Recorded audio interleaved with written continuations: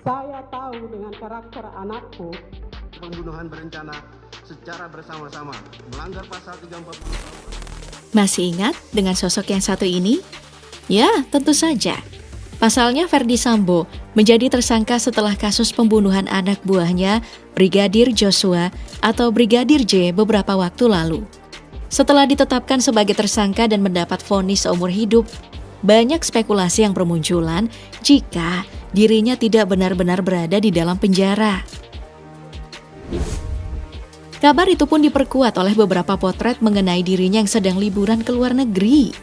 Tak hanya itu saja, suami dari Putri Chandrawati itu juga kini mendapat masalah baru setelah orang tua Brigadir J atau Nofriansyah Yosua Huta Barat melakukan gugatan yang dilayangkan kepada dirinya dan juga sejumlah pihak yang dinilai terlibat dalam kasus ini. Salah satu tuntutan yang diminta yakni gaji Brigadir J agar dibayarkan secara langsung. Gugatan ini disampaikan oleh pengacara keluarga Brigadir J, Kamarudin Simanjuntak. Keluarga menginginkan gaji Brigadir J dibayarkan sejumlah dengan gajinya jika masih hidup hingga pensiun di usia 58 tahun. Saya tahu dengan karakter anakku. Kalau memang anakku... Lanjut ke tahap mediasi, keluarga Brigadir J juga menggugat barang milik korban, diantaranya pin emas dari Kapolri, 3 ponsel, laptop, serta pakaian Brigadir J saat penembakan yang diduga hilang. Keluarga juga menuntut sejumlah uang milik Brigadir J yang dinilai ada sejumlah uang milik Joshua yang dicuri setelah kejadian penembakan. Meski tidak dirincikan berapa jumlah uang milik korban yang hilang, karena jenazah Brigadir J dikubur tanggal 8 Juli 2022, tetapi uangnya dicuri tanggal 11 Juli 2022. Gugatan ini juga disebut-sebut untuk membayar para pengacara yang menangani kasus Brigadir J. Setidaknya ada 12 orang saksi atau pengacara yang dibiayai oleh Kamarudin dan orang tua Brigadir J meminta untuk melayangkan gugatan untuk itu. Tak hanya itu, menurut Kamarudin, pihak keluarga kliennya juga meminta agar rumah dinas ex-Kadif Propam yang menjadi lokasi pembunuhan Brigadir J dijadikan monumen.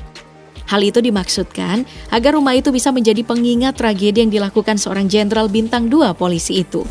Rumah yang berlokasi di Komplek Polri daerah Duren 3, Pancoran, Jakarta Selatan itu hingga kini masih terpantau sepi setelah peristiwa mengenaskan itu terjadi. Tuntutan itu juga akan disampaikan dalam sidang mediasi.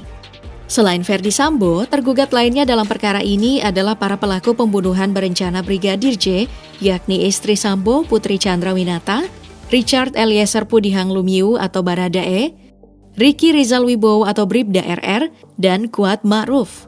Selain itu, gugatan diajukan juga kepada Kepala Kepolisian RI atau Kapolri Jenderal Listio Sigit Prabowo, Menteri Keuangan Sri Mulyani, dan Presiden RI Joko Widodo. Dalam kasus pembunuhan berencana Brigadir J ini, Ferdy Sambo dan tersangka lainnya terbukti melakukan pembunuhan berencana. Berdasarkan putusan Mahkamah Agung, Ferdy Sambo divonis dengan pidana seumur hidup. Sementara Putri Chandrawati dipangkas hukumannya dari 20 tahun menjadi 10 tahun di tingkat kasasi. Dalam putusan kasasi, hukuman Ricky Rizal juga disunat dari 13 tahun menjadi 8 tahun dan Kuat Ma'ruf dikurangi dari 15 tahun menjadi 10 tahun. Di sisi lain, Richard Eliezer dihukum 1,5 tahun penjara oleh Majelis Hakim PN Jakarta Selatan. Baradae telah mendapatkan cuti bersyarat pada 4 Agustus 2023. Dalam tahapan mediasi nanti akan dipimpin oleh mediator. Kemudian, Hakim Sri Wahyuni Batubara bakal menjadi mediator dalam kasus ini. Hendra juga menambahkan bahwa mediasi akan berproses selama 30 hari. Kuasa hukum keluarga almarhum Nofriansyah Yosua Huta Barat atau Brigadir J, Kamarudin Simanjuntak, memberikan rincian gugatan 7,5 miliar rupiah dari keluarga korban kepada Ferdy Sambo. Uang senilai 7,5 miliar rupiah itu merupakan jumlah gaji serta tunjangan Brigadir J yang seharusnya diterima jika ia masih hidup selama bekerja di Kepolisian Republik Indonesia sampai pensiun. Apabila dia hidup dan bekerja, dia punya waktu bekerja 30 tahun lagi hingga pensiun di usia 58 atau pensiun di usia dini 53 tahun. Maka, apabila kita hitung 30 tahun ke depan, dia masih berhak untuk mendapatkan haknya. Kebetulan dia tidak sempat menikah, maka hak itu kembali ke orang tua. Kamarudin juga mengatakan, Brigadir J memiliki tabungan senilai 200 juta rupiah di Bank Negara Indonesia, BNI. Namun, tabungan itu diduga dicuri oleh Ricky Rizal atas perintah dari istri Ferdy Sambo, Putri Chandrawati. Selain itu, keluarga Brigadir J menuntut pengembalian barang pribadi milik Yosua, seperti pakaian dinas, ponsel, laptop, uang, buku rekening, kartu ATM, serta pin emas yang diberikan oleh pimpinan Kepolisian Negara Republik Indonesia seberat 10 gram yang hilang. Pin emas pemberian dari Kapolri seberat 10 gram itu didapatkan oleh Brigadir J karena mendapat penghargaan terbaik setelah melakukan upaya penegakan hukum.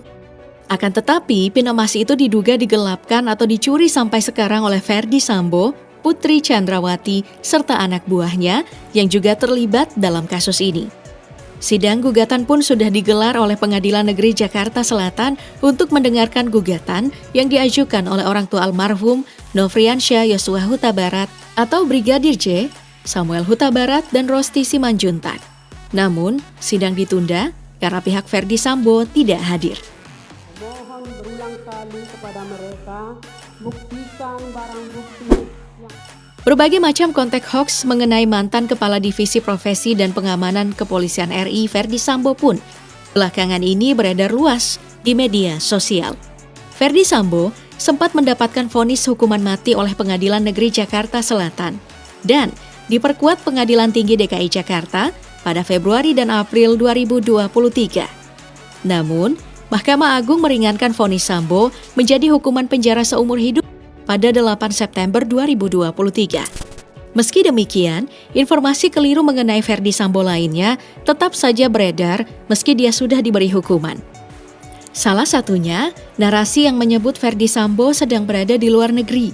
Narasi itu bahkan disertai sejumlah foto orang yang disebut sebagai Ferdy Sambo dan berfoto dengan latar belakang lokasi wisata di luar negeri. Akan tetapi, unggahan dan foto yang disertakan itu dipastikan hoaks. Selain itu juga muncul hoaks di media sosial pada 17 Oktober 2022. Dalam unggahan yang mengklaim Ferdy Sambo dijatuhi hukuman mati usai mengikuti sidang perdananya.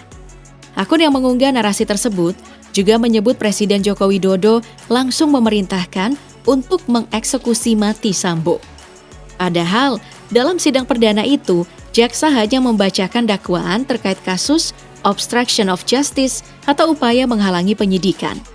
Sedangkan Presiden Jokowi tidak pernah memerintahkan untuk mengeksekusi mati Ferdy Sambo. Setelah itu, hoaks tentang vonis mati Ferdy Sambo masih bermunculan.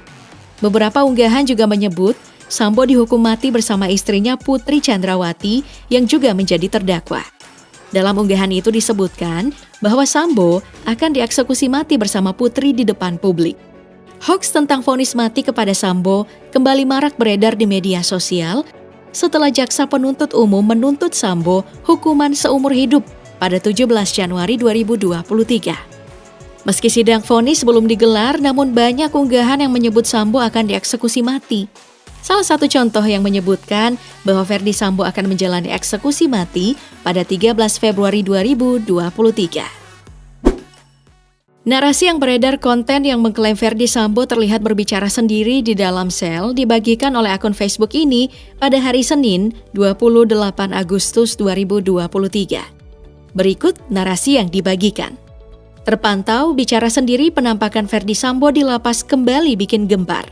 Narasi itu disertai dengan video berdurasi 8 menit 17 detik yang telah ditonton lebih dari 30.000 kali. Gambar thumbnail video menunjukkan Sambo memakai baju tahanan berwarna orange duduk di atas ranjang dalam sel. Tampak satu tangan Sambo memegangi kepalanya. Nah, setelah ditelusuri, thumbnail video ini adalah hasil manipulasi. Sementara, narator membacakan artikel 25 Agustus 2023 yang berjudul "Usai batal dihukum mati, Ferdy Sambo kini ditahan di lapas Salemba". Artikel ini memberitakan Sambo menjalani pidana penjara seumur hidup di lapas kelas 2A Salemba, Jakarta Pusat. Namun, tidak ada keterangan mengenai Sambo bicara sendiri atau tidak di sel.